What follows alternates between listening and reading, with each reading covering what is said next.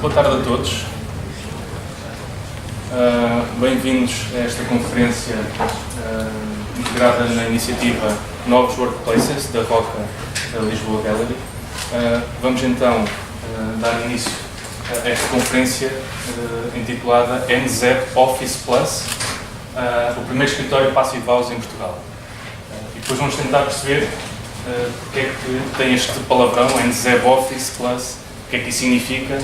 Isso de facto faz jus ao nome. Okay? Portanto, este é um evento organizado pela Roca, pela Umgrid e pela Associação Passive House Portugal, com a colaboração da Roca Lisboa Gallery, que agradecemos por nos receber neste belíssimo espaço. Vamos iniciar esta sessão com uma primeira apresentação. Portanto, eu vou apresentar então o processo associado ao projeto deste primeiro escritório Passive House. Portanto, vamos ver um primeiro enquadramento, o estado inicial e as condições iniciais que tínhamos naquele escritório, o processo de reabilitação, quais foram as medidas, e tentar já apresentar alguns resultados da utilização e da operação deste espaço. Depois teremos a apresentação da professora Marta Panão, que vai no fundo, foi estudado o desempenho deste espaço, desta fração, deste escritório, e vai no fundo ser enquadrado na regulamentação nacional e avaliado de acordo com a regulamentação nacional, e também procurar enquadrar o desempenho deste escritório já dentro do espírito do NZEB, ou dos edifícios com necessidades quase nulas de energia. Okay? Portanto, é isso que nos propomos fazer hoje. Em termos de dinâmica, o que pretendemos é vamos guardar um bocadinho de tempo para o final, para haver uma discussão em aberto, mas o que pretendemos é que sempre que tenham alguma discussão, alguma questão a fazer, alguma pergunta a colocar, interrompem e estabelece a discussão logo nesse momento, ok? Pronto, dentro de certos limites, porque temos imperiosamente de terminar às 19h30. Penso que será suficiente. Ok. Portanto, vamos então só fazer aqui uma breve apresentação da nossa parte. Uma introdução genérica à Passive House, a situação inicial do escritório, a situação final, apresentar os resultados e, no fundo, tentar aqui linkar algumas discussões, alguma conclusão e discutir os resultados. Pronto, o meu nome é João Gavião, eu sou arquiteto de formação. Estou desde 2011 envolvido neste processo da Passive House como Passive House Designer, como formador e também como membro fundador da Associação Passive House Portugal. Trabalho na Umgrid, sou arquiteto na Umgrid, em que no fundo procuramos, em cada intervenção que temos, em cada projeto em que trabalhamos, procurar incutir esta lógica de sustentabilidade em todas as fases do processo. Não só na parte energética, mas também, sempre possível, procurar implementar a eficiência hídrica, produção local de alimentos, no fundo, fechando o ciclo de sustentabilidade. Na parte de energia, a Passive House responde inteiramente a este conceito, o FE Building, que é uma marca, no fundo, registada da Umgrid, que procura tornar um edifício quase independente do ponto de vista energético, hídrico e também alimentar. Okay? A partir do princípio que há uma tendente dieta vegetariana. Okay? O que fazemos, no fundo, para além de tentar implementar a sustentabilidade no parque edificado, formação e eventos, portanto, cursos, workshops, seminários, organizamos a conferência anual Passive House, fazemos a certificação, portanto, somos uma entidade autorizada pelo Passive House Institute a fazer certificação de edifícios novos e reabilitados, serviços de consultoria e investigação, oferta de soluções. Isto está repetido. E a Associação Passive House Portugal, no fundo, surgiu na sequência da estratégia que a Umgrid definiu com o Passive House Institute em 2011, em que queríamos implementar o conceito em Portugal e não havia nenhuma estrutura, não havia nada oficial em termos de Passive House, não havia um corpo de Passive House. A estratégia foi muito simples, no fundo eles disseram basicamente construam o primeiro edifício certificado e depois conversamos. Foi isso que fizemos. Depois monitorize o desempenho para no fundo validar esta ferramenta, esta abordagem num novo clima, num novo país. Foi isso que fizemos e, por fim, criem e desenvolvam o conceito em Portugal, já que foram os pioneiros. Portanto, é uma tarefa que, no fundo, temos estado a levar a cabo. A criação, então, da Associação Passive House de Portugal todas estas tarefas foram concluídas em 2012 e a Associação tem como objetivo apenas disseminar o conceito em Portugal e, no fundo, criar e gerir a rede Passive House. Enquanto associação, somos filiados no IFA, no International Passive House Association. Pronto, e é deste modo que o Passive House, o setor Passive House a nível mundial está organizado. Portanto, a sede do Passive House Institute é na Alemanha, em Darmstadt. Tem uma filial em Innsbruck, na Áustria. E, no fundo, a comunicação com o resto do mundo é feita através do International Passive House Association. Pronto, e é ao IFA que estamos ligados, à semelhança das outras congêneres a nível mundial. Pronto, e procuramos fazer então ligação ao setor nacional, ligação aos municípios, às universidades, aos projetistas, aos construtores, aos fabricantes e fornecedores de soluções. Portanto, procurar então fortalecer essa rede Passive House a nível nacional. Já realizámos 40 seminários no norte a sul do país e também nas ilhas. Já atingimos quase 2.000 pessoas nestes seminários de entrada livre. Já organizámos 6 conferências anuais, Passive House. Portanto, tem toda a informação de cada conferência disponível no site. Portanto, as apresentações em PDF, em vídeo, todas as apresentações estão disponíveis de forma livre. Um aspecto fundamental para o fortalecimento desta rede passa pela formação dos técnicos, portanto, dos projetistas, dos construtores, e vocês têm aqui essa informação dos próximos cursos que vão decorrer.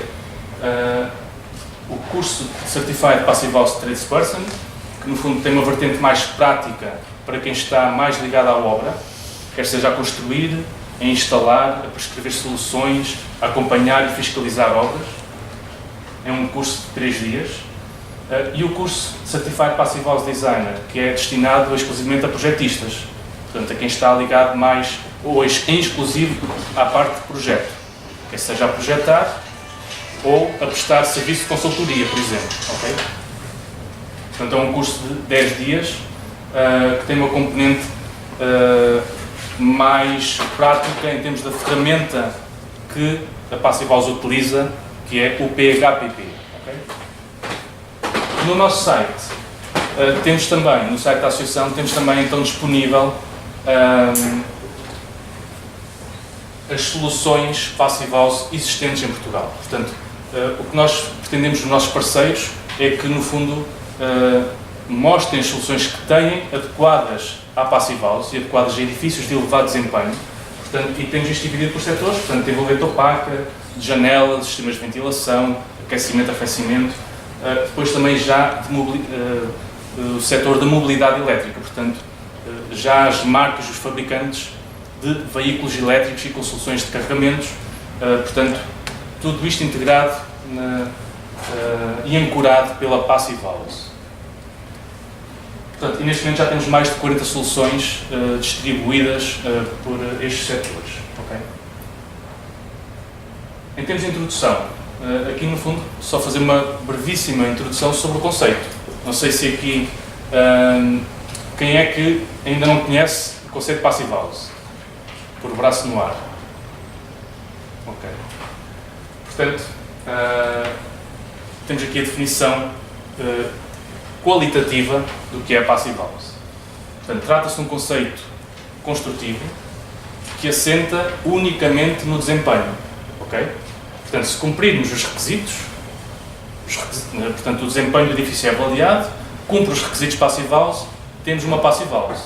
Independentemente se é construída com sistemas high-tech, low-tech, construção em terra, construção em vidro, em betão, portanto, se cumprir o desempenho, temos uma passive house, em que, mais do que a questão propriamente da eficiência energética, que é aquilo que marcou o desenvolvimento da passive house no centro da Europa, sobretudo o que destaca a passive house são as elevadas condições de conforto e de qualidade de vida proporcionada pelos ambientes passive house. Portanto, estamos a falar de conforto térmico, conforto acústico, qualidade do ar interior. Portanto, aquilo que faz e que torna um espaço agradável de se utilizar, de se habitar. E isso é feito com o mínimo consumo de energia. E com isto, o que é que proporcionamos? Baixas rendas de energia a quem está a utilizar e a operar o edifício. Utilizando menos energia, somos mais ecológicos. Porquê? Porque temos menos emissões de CO2 associadas a esse consumo de energia. Portanto, a passive house é, por isso, acessível economicamente e também um conceito ecológico. Okay? Está muito claro o que é que uma passive house tem de proporcionar, portanto, temperaturas mínimas de 20 graus no inverno e máximas de 25 no verão. Ao avaliarmos uma passive house é para ter este nível de desempenho. A umidade relativa deverá estar entre 30% e 70% para termos conforto térmico, sendo que o ideal é tentar estreitar aqui um bocadinho mais esta janela entre os 40 e os 60 para evitar qualquer tipo de patologias nos edifícios e nas pessoas, e depois garantir a qualidade do ar interior, sendo que, no fundo, a passive house utiliza um padrão de referência que é a concentração de CO2 não deve ultrapassar as 1000 partes por milhão. Okay? E, focando aqui na parte da energia, do consumo de energia, quando comparamos a passive house com o edifício existente, isto baseado já nos mais de 25 anos de implementação da passive house a nível mundial, verifica-se uma redução das necessidades de aquecimento e arrefecimento na ordem dos 90%, e mesmo quando comparamos com edifícios novos, de acordo com os regulamentos atualmente em vigor um pouco por toda a Europa, as reduções podem atingir os 75%. A tendência, obviamente, é que esta diferença se vá esbatendo, porque cada vez temos maiores níveis de exigência regulamentares a cada país europeu. Okay? E ainda bem. O que pretendemos é que a passive house se torne, no fundo, a bitola para o nível de exigência mínimo obrigatório para os edifícios. E isto leva-nos então aqui ao cenário da reabilitação, que é também o tema que está aqui subjacente a esta apresentação, em que nós aqui procuramos fazer aqui um breve exercício. Para cada problema específico, identificamos uma causa e uma solução. Portanto, para haver condensação, o fenómeno de condensação em Bloch, a causa, ou as causas, são baixas temperaturas superficiais. Portanto, temos a nossa envolvente com baixas temperaturas superficiais e elevada umidade relativa. Okay? Não existem outras causas para haver a formação de condensação e Bloch. A solução passa por evitar ou minimizar a consequência daqueles fenómenos, portanto, colocando isolamento térmico. O que é que estamos a fazer? Estamos a aumentar as temperaturas superficiais da envolvente interior, da envolvente pelo lado de dentro, e adequada ventilação, para reduzir a umidade em excesso dentro dos compartimentos. Baixo conforto térmico. Quais são as causas? Grandes diferenças de temperatura. Nós podemos ter a temperatura ambiente, medimos com termómetro a temperatura sensível, o calor sensível, e temos 20 graus de temperatura, mas podemos estar profundamente desconfortáveis. Okay? Isso deve-se a termos uma elevada assimetria da temperatura radiante. Por exemplo, se tivermos uma temperatura de 14 graus ou de 13 graus na superfície do vidro, vamos sentir desconforto na proximidade desse vidro. Okay? Portanto, pelo efeito da transmissão de calor radiativo. E também isso pode ser provocado por correntes de ar. Se for um edifício que não é estanque ao ar, o que vai acontecer é existem infiltrações e exfiltrações, portanto há correntes de ar pelo edifício que podem ser correntes de ar frio. Okay? Solução, isolamento térmico e garantir uma envolvente do edifício estanque ao ar. Okay? Por fim, o último fenómeno que aqui apresentamos é a má qualidade do ar interior. Okay? E a que é que se deve? Uma taxa de renovação que é insuficiente, portanto não há um caudal de ar renovado suficiente para garantir uma adequada renovação do ar, e a renovação do ar é irregular e falível. Okay? Portanto, pode estar dependente da ação humana, estar dependente de fenómenos externos. A solução para isso é ter uma adequada ventilação. Okay? No fundo, isto é baseado nos princípios da física dos edifícios. Agora, força. Então não é uma contradição. Estanqueidade ao ar e adequada ventilação. Boa questão. Ainda bem que veio já no início da apresentação e fica já resolvida. Quando falamos de estanqueidade ao ar, é ter envolvente o mais estanque possível para evitar infiltrações e exfiltrações. Evitar fugas de ar não desejadas e não controladas. Okay? Obviamente, tem de haver entradas de ar e saídas de ar controladas. Daí a distinção entre um envolvente o mais estanque possível, com entradas de ar e saídas de ar controladas através de uma ventilação adequada. Okay? O que nós queremos é que a ventilação ocorra onde nós queremos que ela ocorra. Okay? Quer seja por uma grelha, uma janela ou um sistema de ventilação. Okay? No entanto, genericamente, a reabilitação feita em Portugal não está a resolver estes problemas. Não temos nenhum problema com estas soluções, o balde de tinta e a placa de gesso. Nós utilizamos-las sempre, não passamos sem as utilizar. Agora, não podem ser a resposta única para a reabilitação do nosso parque edificado.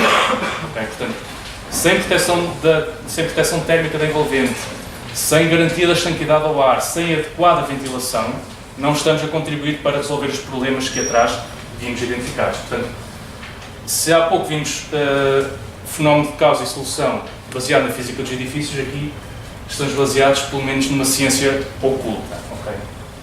Ou pelo menos não conseguimos descortinar o princípio que está por detrás. E aqui, já falámos da questão da ventilação, este é um aspecto crucial que tem de ser assegurado quando intervimos no parque edificado. Portanto, claramente, este é um novo mantra que temos de ter em atenção. Temos de nos preocupar com o ar que respiramos. Nós, cada vez mais, nos preocupamos com a qualidade da comida que ingerimos, com a qualidade da água que ingerimos e temos de preocupar também com o ar que respiramos. E nós respiramos pelo menos 15 kg de ar por dia, sendo que em países mais úmidos e mais quentes essa quantidade de ar é superior em termos de peso, e passamos grande parte do nosso tempo dentro de edifícios, 80 a 90% do tempo dentro de edifícios. Portanto, a maior parte do ar que respiramos durante o dia ocorre dentro de edifícios. Portanto, temos claramente de nos preocupar com o ar que respiramos dentro dos edifícios, com a qualidade do ar dentro dos edifícios. Depois o fenómeno também da zona ótima identificada pela ASHRAE em termos dos níveis de umidade relativa, para evitar a proliferação destes agentes e destes fenómenos, como ácaros, fungos, infecções respiratórias, etc. Entrando mais aqui já na questão dos edifícios de serviços e escritórios, está claramente identificada a questão da má qualidade do ar como um problema em termos de produtividade.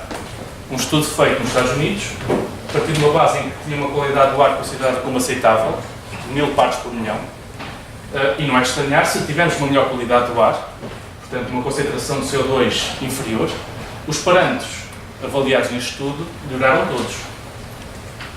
Aquilo que foi mais, como é que eu ia dizer, não queria dizer dramático, mas aquilo que mais se destaca neste estudo é ter uma pior qualidade do ar, portanto uma concentração na ordem dos 2500 ppm, faz com que haja uma redução genericamente de 40% em todos os parâmetros avaliados, e alguns deles, como iniciativa e estratégia básica, diminuem mais de 90%. Okay? Portanto, estamos a falar de produtividade. Isto está claramente estudado nos Estados Unidos. Portanto, o absentismo devido a maus ambientes está estimado em $2.000 por trabalhador no setor público e 2.500 no setor privado, nos Estados Unidos. Isso na Austrália também, em termos do valor global da economia, também já está avaliado. Um estudo mais recente, no fundo, comparou e colocou em situações reais de teste uma população em ambiente de escritório. Trabalharam durante 6 horas e no final fizeram um exame e com base nessa avaliação chegou-se à conclusão de que tendo um edifício, eles chamam aqui Green Plus, mas basicamente tem uma melhor qualidade do ar. Foi aqui o único parâmetro que foi avaliado, era os níveis de CO2 serem mais baixos em comparação com o edifício convencional. Portanto, vemos aqui a comparação do castanho com o verde em cada um destes parâmetros. Portanto, em termos de desempenho global, houve o desempenho foi 2 vezes superior nos ambientes que tinham uma melhor qualidade do ar. Portanto, claramente, aqui uma questão muito importante de produtividade nos espaços de trabalho. Isso está claramente identificado numa iniciativa da Universidade de Harvard, na Escola de Saúde Pública da Universidade de Harvard, que identifica the 9 Foundations of a Healthy Building, portanto, os 9 princípios do edifício saudável, em que 7 são respondidos por um bom edifício Passive House. Okay? Portanto, a Passive House pode responder diretamente a 7 destes princípios para um edifício saudável. Sem mais demores, não sei se há aqui alguma dúvida, alguma questão. Ótimo. Portanto, a situação inicial é esta. Temos que identificar então o nosso escritório. Trata-se de um edifício de escritórios, edifício típico de meados dos anos 90, sem qualquer tipo de proteção térmica. A nossa fração é esta.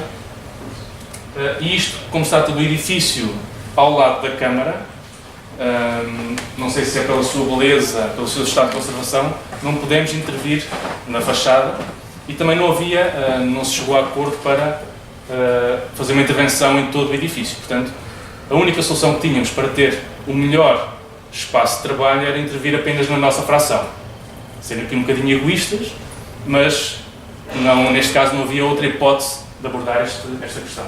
Portanto, aqui é a situação anterior, inicial que tínhamos, sem isolamento térmico em nenhuma parte envolvente, caixa de alumínio simples, vidro simples. Okay? Portanto, nós estávamos aqui a trabalhar em frente às janelas para ter o máximo de iluminação natural possível, mas também a transferir o máximo de calor possível a partir do nosso corpo.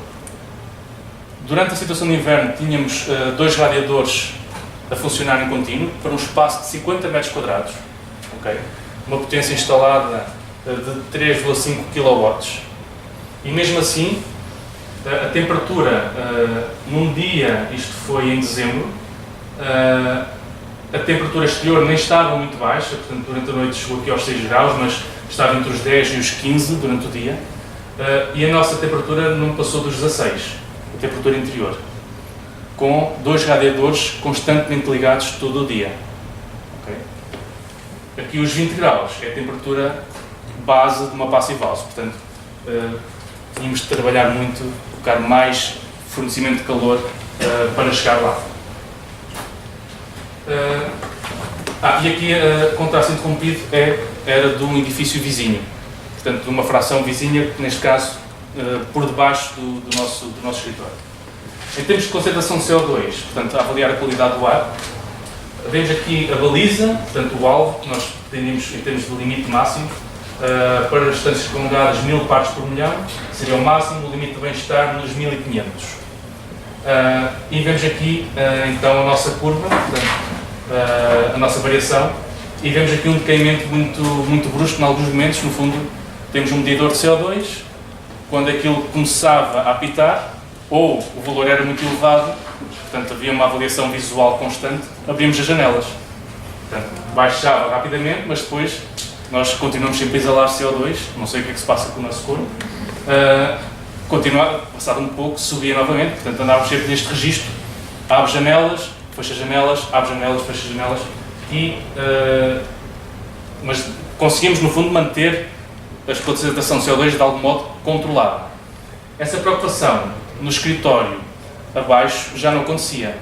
Portanto, trata-se aqui do período de Natal, das férias de Natal, e é um centro de explicações. Portanto, tiveram a manhã toda, isto aqui é 1 da tarde, tiveram a manhã toda ocupado, subiu até aos 3.000 ppm, ok? Depois, da parte da tarde, já não há explicações e a concentração de CO2 desceu naturalmente. Portanto, durante a utilização do edifício com ocupação, as pessoas não tendem a abrir janelas. Ainda mais no inverno, promovendo essa troca, essas perdas de calor.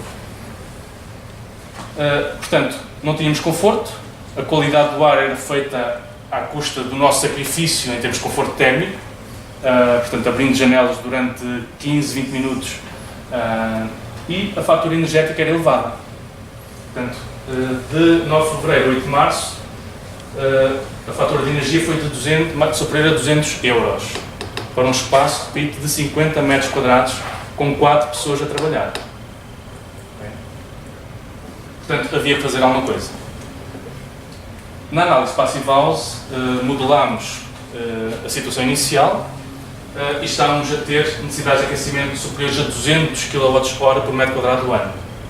Ou seja, se quiséssemos ter uma temperatura mínima de 20 graus no inverno, tínhamos estas necessidades de calor anuais. Okay? Portanto, uma carga de aquecimento de 83 watts por metro quadrado. Em termos de situação final, qual foi, no fundo, a abordagem?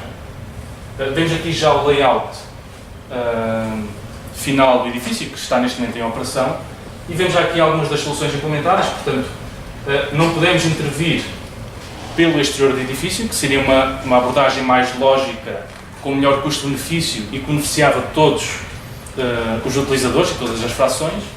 Portanto, isso não foi possível. Vemos aqui então o que fizemos foi uma intervenção exclusivamente pelo interior. As janelas existentes continuam lá, na sua função de embelezar o conjunto, a fachada. Tem uma outra função, que pelo menos não deixam entrar água. Okay? Temos essa proteção garantida por essas janelas existentes. O que fizemos então foi a colocação de janelas novas no alinhamento do isolamento térmico, que foi colocado pelo interior. Portanto, definimos uma caixa dentro do espaço que existia. Okay? Vemos aqui algumas das fases da obra, portanto, em envolvente interior isolada, depois aqui com a placa de gesso a fazer o acabamento, a fazer o revestimento final, o sistema de ventilação, a instalação da casa de banho, a instalação das janelas, como é que ela foi feita. Okay? Aproveitámos a obra para também dar formação a quem estava em obra, portanto fazer daquilo, no fundo, em alguns momentos, do workshop prático e também com a gravação de alguns vídeos explicativos da implementação de algumas soluções.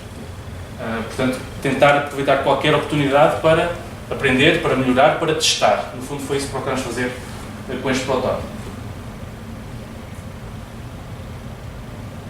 E em termos de soluções, estamos a falar, então, temos aqui a descrição das soluções, portanto, de toda a envolvente, parede, cobertura, pavimento, portanto, procuramos ter isolamento térmico em toda a envolvente, obviamente muito condicionados, porque estávamos a isolar pelo interior, portanto, cada centímetro a mais de isolamento térmico era menos 1 metro quadrado da área útil, ou menos meio metro quadrado da área útil, ok?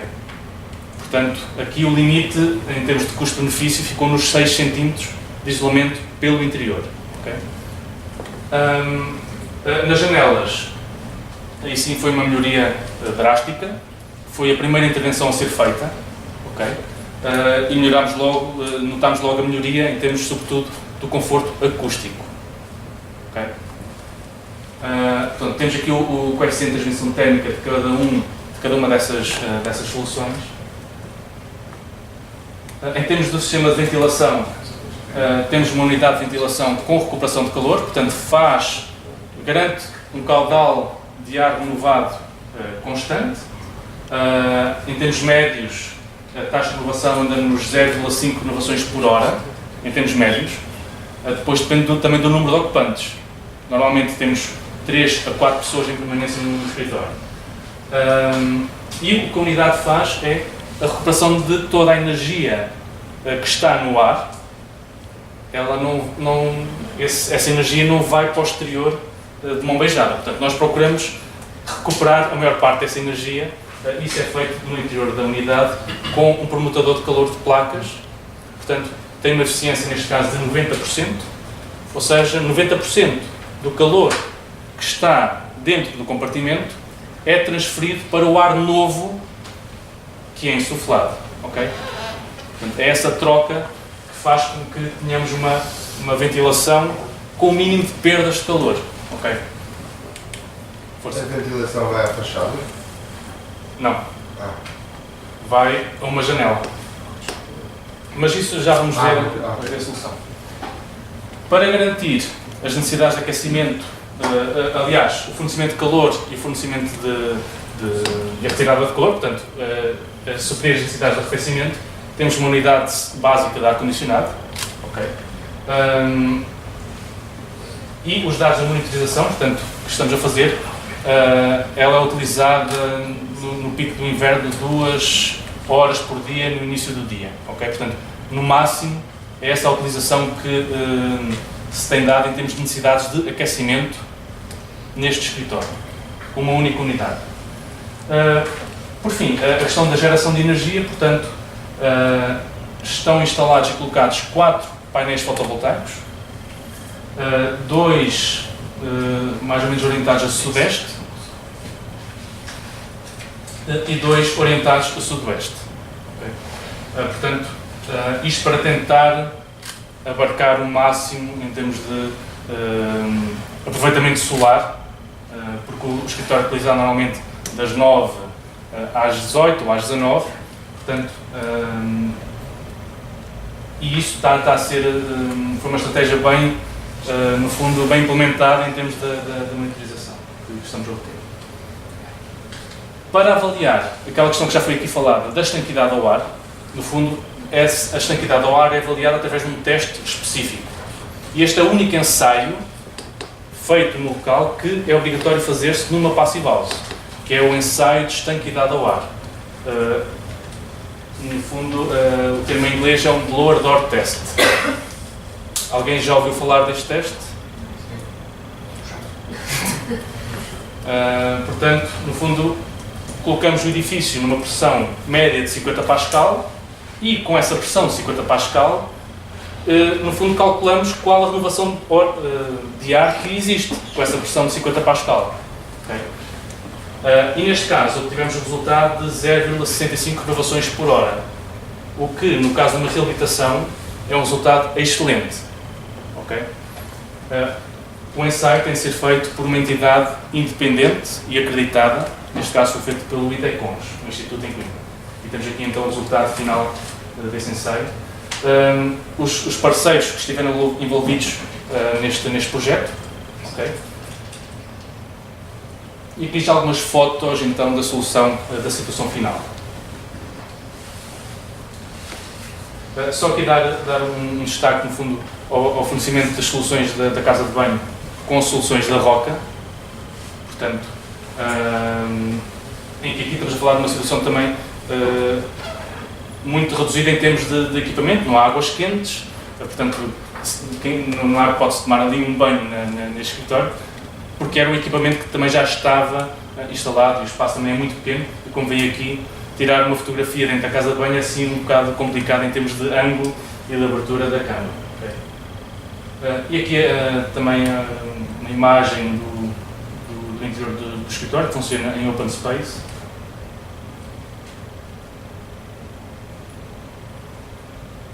Procura de incorporar alguns elementos naturais no espaço e tentar ter tudo à vista. ok? Portanto, termos, no fundo, o sistema de ventilação, que acaba por ser o pulmão do espaço, totalmente à vista, acessível. Nós, se houver algum ruído estranho, nós detectamos logo e vamos ver o que é que se passa, ligamos à assistência. Portanto, tem essa vantagem e, no fundo, acaba também de funcionar como showroom. Ok? Portanto, recebemos os clientes, recebemos os parceiros e estamos numa passive house e mostramos as soluções. Okay? Daquela imagem, aquelas condutas brancas é a admissão de ar novo e a preta é a extração e, portanto, depois temos o recuperador de calor ali embaixo, é isso ou não? Ou seja, vamos começar então, vindo do exterior, o ar entra por esta conduta. Pelas condutas. Entra por esta e depois é distribuído. É distribuído em alguns pontos, espalhados ao longo do espaço. É extraído, o mesmo caudal é extraído noutros pontos, portanto, há um varrimento completo em termos do ar novo. Passa aqui no computador de calor e depois vai para o exterior. Okay? O tamanho desse aparelho varia com área ou Sim, há unidades específicas consoante o caudal necessário. Neste caso, temos o caudal necessário é relativamente baixo, porque é um espaço pequeno, tem pouco volume de ar a ser tratado, mas a unidade, neste caso, está sobredimensionada. Okay? O que é positivo. Significa que o ar, ao passar aqui, vai passar com velocidades muito baixas, ou seja, permite uma maior troca do calor. Portanto, o permutador de calor tem uma eficiência de funcionamento superior à eficiência declarada, ok? Porque a eficiência declarada é para um caudal nominal mais elevado. A nível do chão, o pavimento, qual foi o isolamento que foi? O isolamento foi todo em XPS e no pavimento 2 cm. Não podíamos... já sei qual é, tá? Vou perguntar mais para essa unidade em termos de ruído. Faz com esse silencioso. A unidade faz algum ruído, mas nada extraordinário. Como um ar-condicionado normal. Faz. Menos, um bocadinho menos. Aqui estamos a ver ruído. Mas é Sim. quanto? 27, 30, 40 decibéis? Depende do caudal, lá está. Aqui como o caudal Depende do caudal. é mais Aqui baixo, pronto. aqui o caudal como é mais reduzido, o ruído nós ainda não medimos, por acaso, mas já de andar por volta desses valores. 27, 30, não é? Sim, por aí. Normalmente este tipo de equipamento, este aqui é o 350, isto é para 200 metros quadrados, não é? Vocês quanto é que têm aí no escritório? 50. Portanto, ter uma máquina para 200 metros quadrados, não são 200 metros quadrados, são X metros cúbicos. Sim, exatamente. Pronto. E tem uma máquina para 200 metros quadrados em 50 metros quadrados. Pois está. De qualquer modo, todos os acessórios são do próprio sistema, portanto não há aqui a colocação de uma peça comprada fora. Vocês abandonaram totalmente a ventilação natural? Sim. Colocaram a hipótese de ventilação natural? Não cortamos. Podemos abrir janelas. Continua a poder abrir janelas? Sim. Isso. E o vosso escritório tem carga positiva normalmente ou não? Já lá vamos ver. Pode abrir janelas, então as janelas não foram fechadas e não pôs janelas só do lado de dentro? Não, as janelas, Estão lá todas. o desenho das janelas teve que ser feito para que abrimos a janela de dentro e a janela de fora possa continuar a abrir. O que eu entendi é que a janela de fora nunca seria aberta. A grande vantagem é que nós não precisamos de abrir janelas para ventilar. Agora, se for necessário, podemos abrir as janelas, não há qualquer tipo Há de uma problema. emergência, tem de ser pela janela, pode O sistema de ventilação avaria. Não, mas é verdade. Abrimos as janelas para ventilar, Podem portanto, trancar voltamos. aquilo. Exatamente. Agora, isto é uma questão de projeto. A Passive House não obriga a ter um sistema de ventilação como única forma de... Aliás, isso nem é recomendado.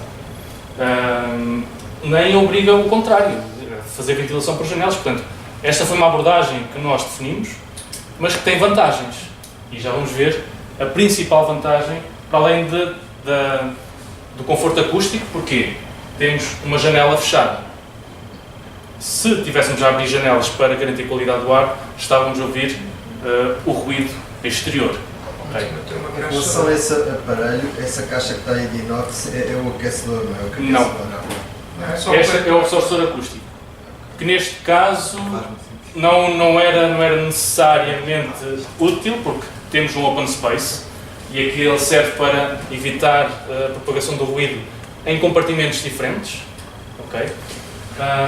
Mas a grande vantagem, portanto, isto é o display da unidade, está aqui. Portanto, nós colocamos aqui, temos aqui a admissão do ar, o ar vem exterior por aqui, e colocamos aqui um filtro suplementar. Não fazia parte do sistema, não foi instalado, fomos nós que o colocámos lá. Ok? E é um filtro que é retirado de 20 em 20 dias. Porque ele, passado 20 dias, está assim. Ok? Fala da poluição externa. Exatamente. Mas o equipamento já vai com O equipamento O tem que vocês aqui, estão a fazer é proteger os filtros do que equipamento. são os mais caros. Que são caros, é mais nada, não é? Exatamente. Porque eles já têm aqui, pronto, ok, tudo bem, fizeram bem. É uma excelente ideia. Obviamente isso se calhar não veio na proposta inicial, porque no fundo Claro. também há aqui uma lógica de vender filtros, mas não É tipo um EFA que meteram ali, não é? 37. não tenho a certeza. Isso depois posso dar informação. Ainda sobre aqueles 3 tubos brancos que estão lá, eles vão terminar, obviamente, em difusores. Onde é que esses difusores estão? Estão homogeneamente distribuídos na sala ou estão numa linha? Os difusores daqueles cilindros. Penso que vamos ter aqui uma imagem onde vamos poder ver isso. Não. Só que eu vou dar atrás. Portanto, a admissão de ar é feita nesta linha. Sim. Extração, há aqui há uma na sala de reuniões e uma na casa de banho. Ok? E mistura a extração da casa de banho com as outras? A extração da sala? Mistura. Não, porque da casa de banho vai diretamente para o comutador de calor. É uma das condutas que vem aqui ter diretamente. Portanto, e o sistema tem de ser minimamente estanque para evitar esta troca de odores e de cheiros. Porquê que não puseram a entrada da área e a saída da área em janelas diferentes para não estarem tão próximas? Para não complicar o traçado. Essa não é a situação ideal, ter uma admissão ao lado, a entrada de ar novo ao lado da saída de ar, porque pode haver ali um curto-circuito e no fundo mas os resultados não mostram isso.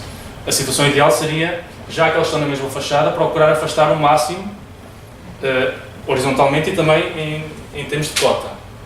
Mas isso ia dar aqui uma complicação dos A diabos. zona também é ventosa, não é? Sim. Eles no exterior, obviamente, que estão em grelhas na face da parede, do lado de fora. Não estão orientadas em oposição, não saem. Não. No fundo, o que foi feito foi substituir um vidro por uma grelha. Portanto, nós do exterior vemos uma grelha. É um edifício histórico de interesse municipal. Não tem nenhuma imagem onde se veja Do exterior. a parte de fora. Não. Não tem nenhuma placa a separar entre os dois, entre a admissão e a extração, Tem só aqui. do lado de fora. Não, do lado de fora não. Do lado de fora não. Qual é o nível de ruído da zona? O edifício não é histórico, É uma- o edifício tem 20 anos ou 15 anos. Não é histórico. Eu estava a brincar. Tem 15 anos. Isto foi feito pelo Licínio Ramos na década de 90, este edifício. Sim. Tem algum ruído porque temos uma via de algum tráfego. Mas não é calçado, mas não era uma questão problemática, mas sentimos uma diferença no conforto. Depois de estarmos agora neste espaço, Tem uma caixa de ar ali, evitação e tudo, além do próprio PVC. além da qualidade da Além própria do janela. PVC e o vidro duplo, ainda tem esta caixa de ar e o vidro antigo. Mas pronto, 20 em 20 dias, mais ou menos, tiramos o filtro, ele vem assim, ou seja, com ventilação natural o que estávamos a fazer era a respirar este ar. Então menos ventilação. Pronto, com isto estamos no fundo a proteger, sobretudo, aquilo que foi aqui referido muito bem, a proteger os filtros da unidade. Porque isto aqui tem um custo irrisório por cada troca, enquanto que os da unidade já são mais caros, portanto, há aqui também esta lógica. Aumentou a perda de carga no ventilador. Vai gastar um bocadinho mais de energia elétrica. Sim, Superdimensionado. é um facto. Força. Tenho uma questão para desculpa, se calhar um pouco lá, mas a minha dúvida é se não seria também importante, se calhar pensarmos em mudanças de fundo, se calhar também exteriores, para não haver uma poluição tão grande exterior. Não sei, me faz-me um pouco confusão imaginar que o futuro passe por termos de respirar ar como no futuro.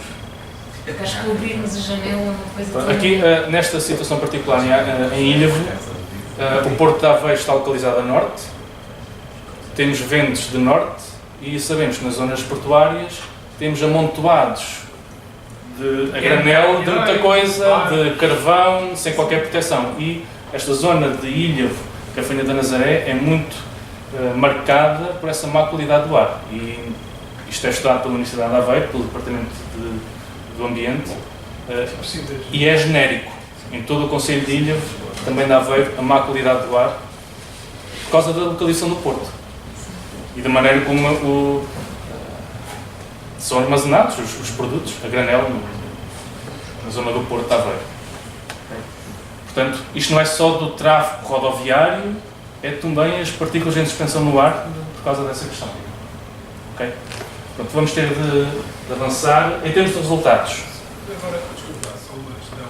Agora, como mostrou as fotos da remodelação da Casa de Banho, Sim. e sendo material de roca, por que é que não utilizaram a reciclagem da água no lavatório para o depósito da cenoura? Existindo esse modelo, a roca tem esse sistema, por que é que isso não é utilizado? Tendo em consideração Porque aqui será também um exemplo sim. de Isso, intervenção até ambiental. nós, obviamente, ao procurar as soluções da roca, vimos essa. Tem um design excelente, mas havia aqui também uma questão de procurar ter soluções standard em termos de custo-benefício. Okay? Portanto, a utilização dessa solução, em termos de custo geral da intervenção, ia fazer disparar um bocado. Essa aqui é uma solução, especialmente aqui no design, que é cara. Depois tem outra solução que é praticamente um lavatório por cima da tampa do... Sim, mas aqui também o que procurámos fazer foi o mínimo de intervenção. Portanto, as peças foram colocadas exatamente onde as outras estavam, o mesmo tipo de solução, para ter o mínimo de intervenção, porque nós queríamos, enquanto a obra de fundo estava a decorrer, durante 3 ou 4 meses, estivemos no escritório ao lado e queríamos era que a obra acabasse o mais depressa possível. Mas equacionámos essa situação, só que foi posta de lado. Em termos de resultados, fizemos a análise passiva da situação final e esta é a situação real. Portanto, os vizinhos têm uma temperatura média no inverno de 15 graus. Okay? Portanto, temos essa perda de calor para as frações vizinhas. E isso vai resultar em necessidades de aquecimento de 56 kWh por metro quadrado do ano. Inicialmente eram superiores a 200. Carga de aquecimento de 22, portanto, não está dentro dos limites passive house. Okay? Se considerarmos os vizinhos a uma temperatura de 20 graus, portanto, se as frações vizinhas aquecessem o espaço para ter a mesma temperatura que nós temos, 20 graus, aí as nossas necessidades de aquecimento seriam inferiores. Certo? E iríamos ter menos perdas de calor. Aliás, não teríamos perdas de calor para os vizinhos, não eram contabilizadas. E nesse caso, as necessidades de aquecimento eram de 22, carga de 12.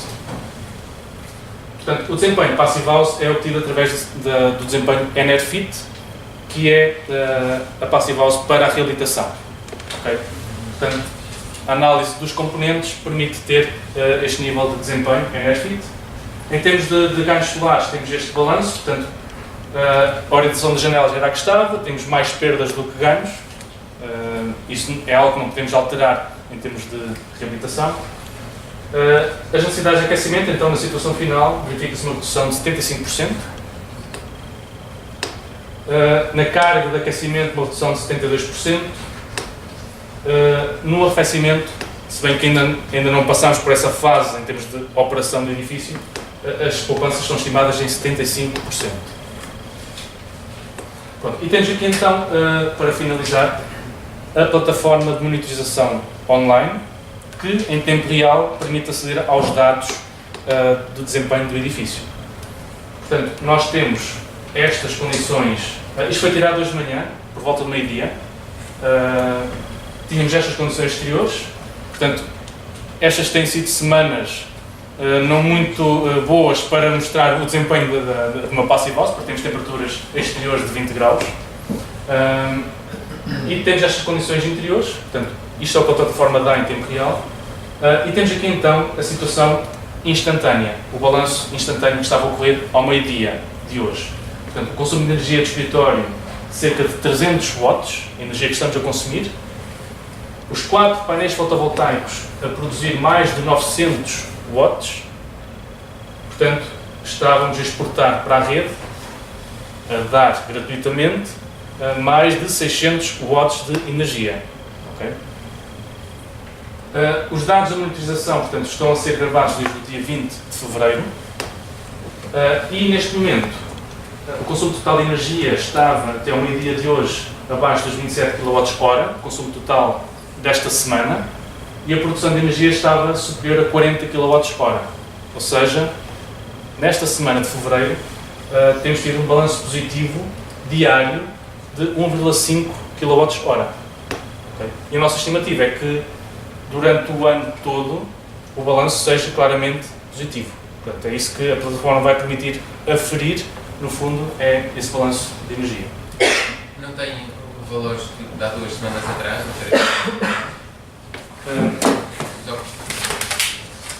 Quando estava mais frio, porque agora estamos tipo na primavera. Sabe? Primavera surpresa.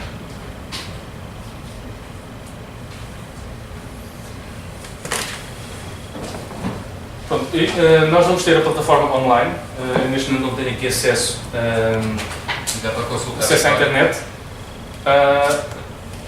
Não dá para consultar o histórico. Isso é apenas um privilégio da nossa parte. Mas quem quiser aceder aos dados para fins de investigação, de estudo, nós podemos facultar esta informação. Aquele consumo total de energia inclui a parte operacional vossa, computadores ligados, ou estamos a falar de energia de aquecimento? É tudo, toda a energia. Okay? Plota, impressora, é tudo. Sim. Tem um dado que é extremamente importante e que... portanto, só em termos de gráficos, não está aí. Este... Sim, vocês não vão ver. E é o número de utilizadores, o número de ocupantes, desculpa, o número de ocupantes. Basta aumentar o número de ocupantes para que a CO2 disparar e por aí acima. Portanto, o número de ocupantes é quantos? Normalmente é de 4, 3 a 4, mas a unidade de ventilação, se tiver o maior número de ocupantes, é regulável e faz aumentar o caudal de ar no ar. A área é de quanto? 50 metros quadrados. Dá 12 metros e meio por cada um. Sim, grosso modo. Portanto, este é o balanço diário do dia de hoje. Portanto, aqui com o cursor, nós vemos isto, a vermelha é a concentração de CO2, portanto, chegou aqui a um pico de quase 1000 partes por milhão. Isto foi a que horas? Às 11 horas, depois alguém saiu do escritório e desceu. Ninguém estava a respirar em cima de sensor. Não, o sensor está numa zona que, de acordo com o protocolo, mas inacessível. Okay? Pronto, e neste caso, o balanço instantâneo está aqui nesta linha a roxo. Okay? Portanto, vemos aqui durante a noite não há produção de energia, temos um balanço, um consumo de energia constante de 25 watts. Portanto, o escritório desligado, sem ninguém a trabalhar, tem consumo de energia de 25 watts. Portanto, foi muito importante também reduzir ao máximo os consumos de energia em stand-by, os consumos de energia parasitas.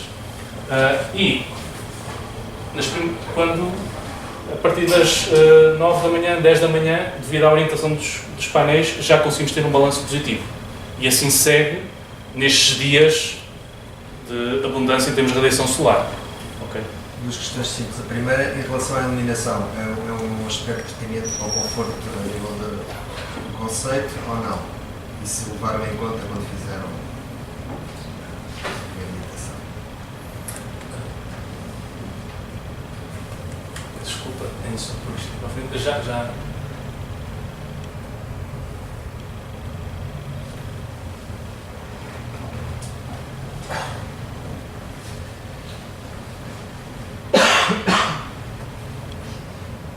Pronto, em relação à iluminação natural ou artificial? Estávamos limitados porque as janelas já estavam definidas Em termos de escolha das janelas, a preocupação foi permitir que a janela de fora pudesse abrir também, portanto, não podemos otimizar o desenho da janela para reduzir ao máximo a área de caixilho, mas nestes dias conseguimos ter uma utilização a 100% com iluminação natural durante grande parte do dia. E esse estudo de iluminação no conceito da Passive House é num aspecto não só é... de poupança de energia ou de conforto dos utilizadores? Isso é algo que tem de ser sempre assegurado. Okay? A iluminação está dentro do conceito de Passive House? Não de uma forma clara. Não é um requisito, porque não são feitos ensaios em termos de luminosidade. Por exemplo, mas é um princípio que tem de estar... Mas de qualquer maneira, no vosso projeto, vocês escolheram vidros. Eu já reparei que vocês trabalham para a janela. Ok? Quem trabalha no computador, eu por vezes trabalho muitas horas no computador, ter uma contraluz pode ser uma coisa altamente negativa. Sim. Se não houver uma filtragem solar existe relativamente ao controle do vidro. Portanto, o vidro que vocês colocaram é um vidro que tem algum controle do UV ou faz algum sombreamento, não é? Não. Não é um 100%, tem quanto por cento? Fator solar? Sim. Será de 0,40 por aí. Pronto, ok. Mas já é qualquer coisa. Mas pronto, de qualquer modo temos na zona de trabalho blackouts interiores.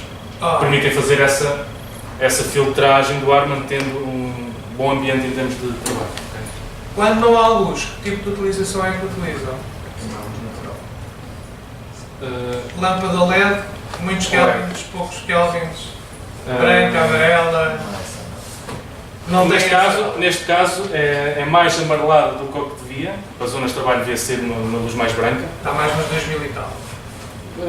Por aí. Mas é um sistema regulável por pessoa. Portanto, se eu quiser desligo o meu ponto de luz, apesar do outro estar a iluminação geral estar ligada, posso regular a altura. Portanto, foi um bocado do it yourself também. E, sobretudo, muito flexível em termos de... Muitas vezes estão só 2 pessoas no escritório a trabalhar, muitas vezes estão 5 ou 6. Em termos de desempenho, esta plataforma vai estar acessível e está acessível ao público em geral. Okay? Portanto, conseguem aceder a esta informação. À parte de gráficos e do histórico, é necessário outro tipo de acesso, okay? Mas está disponível para quem queira estudar e ter essa informação. Em termos de conclusões, portanto, este projeto, primeiro ano de Zeb Office, foi concluído. Portanto, temos um balanço, e o objetivo foi sempre ter um balanço positivo em termos de energia. Isto é feito com apenas 4 painéis fotovoltaicos. Portanto, nem sequer fomos ao limite do sistema de autoconsumo, que seria de 1500 watts. Neste caso temos uma potência instalada de, grosso modo, 1000 watts. O aspecto fundamental é que temos agora melhores condições de trabalho. Okay? Já penámos algum tempo no escritório anterior, agora estamos mais confortáveis. E a fatura da DP? É de quanto agora? É muito mais baixa, mas não temos esses dados ainda. E os dados do custo de efetivo de aquisição e de exploração do sistema? Têm esses dados e são disponíveis? Nós temos esses dados. Mas como podemos ter acesso a eles? Mas como têm incorporadas as nossas horas de trabalho, de investigação e desenvolvimento do projeto, achamos por bem não divulgar esses valores. Mas temos aqui centenas de horas de trabalho que têm um custo de hora, portanto fazem... Sim, mas esse custo é necessário, seja vocês ou outro consultor, acho que devia estar... sim, mas foram muitas horas investidas neste trabalho, portanto... Quer dizer que não é viável este investimento? É viável... Se formos nós a utilizarmos as nossas próprias horas, se pagarmos a outras as horas já não é viável. É uma boa questão. Não, mas aqui no fundo tivemos várias soluções e obviamente o que temos aqui é a solução final, mas para chegar àquela solução de parede, e temos aqui parceiros que estiveram envolvidos nessa, por exemplo, para garantir a estanqueidade ao ar. Nós estudamos vários cenários e várias hipóteses possíveis na própria obra. Quer fosse com películas, com telas, depois a solução acabou por ser outra. Okay? Portanto, o projeto passou por muitas fases e teve muitos cenários de intervenção. Por isso é que É um projeto de investigação. Foi um protótipo. Foi um laboratório. Sim, e no fundo aquilo que pretendemos é ter o potencial de replicação. Portanto, as soluções já estão estudadas, estão disponíveis para ser replicadas. E aí há ganhos, obviamente, de produtividade. Em relação ao isolamento usado nas paredes, existe alguma alternativa natural, sem ser XPS, que fosse justificável? Sim, cortiça. Nós temos... Não era tão... Vocês experimentaram ou em vez do XPS a cortiça? Tínhamos de ter mais 1 centímetro de isolamento para ter o mesmo Em vez desempenho. dos 6 tinham 7, qualquer coisa, pronto. E depois a questão também do orçamento, também é uma solução mais cara em termos de custo por metro quadrado, mas é uma excelente solução em termos de desempenho e obviamente em termos de desempenho ambiental é imbatível, é incomparável. Portanto, não há outro material de isolante que garanta uma pegada ecológica tão neutra, não ia dizer reduzida, acaba por ser neutra. É Portuguesa. Sim. Portuguesa. Não, mas a questão é que é mesmo neutra. É importante tirar a cortiça de um sobrado, porque senão morre. É necessário. Portanto, é uma pegada importante. E no próprio processo de fabrico, também a energia utilizada nas caldeiras também são podem ser derivados completamente fora de químicos, tudo isso. Agora é caro. Portanto, no fundo, é uma solução que nós apresentamos que é uma solução para o parque, para melhorarmos o nosso parque edificado. E, no fundo, foi esse o princípio que também esteve no orçamento deste projeto. O sistema de geração de energia foi instalado em 2 fases, portanto, primeiro tínhamos 2 painéis fotovoltaicos, verificámos o desempenho e com 4 temos claramente um desempenho positivo, mesmo em situação de inverno. Temos um sistema de monitorização a recolher estes dados em tempo real e estão acessíveis também na plataforma online. Temos trabalho futuro, há aqui muito trabalho para desenvolver em termos de estudo das soluções de verificação, portanto, este primeiro ano vai ser também de teste da nossa parte para ver o desempenho real e depois é procurar replicar esta abordagem noutras situações. Pronto, só aqui uma referência, hoje já foi noticiado na Renascença precisamente este espaço que está aqui a ser apresentado em termos públicos. Muito obrigado. Já estamos aqui no limite, enquanto trocamos aqui. Como instituição Passivals, nunca pensaram nos sistemas que existem, que se colocam na parede, que habituar novo, funciona alternadamente em 2 sentidos.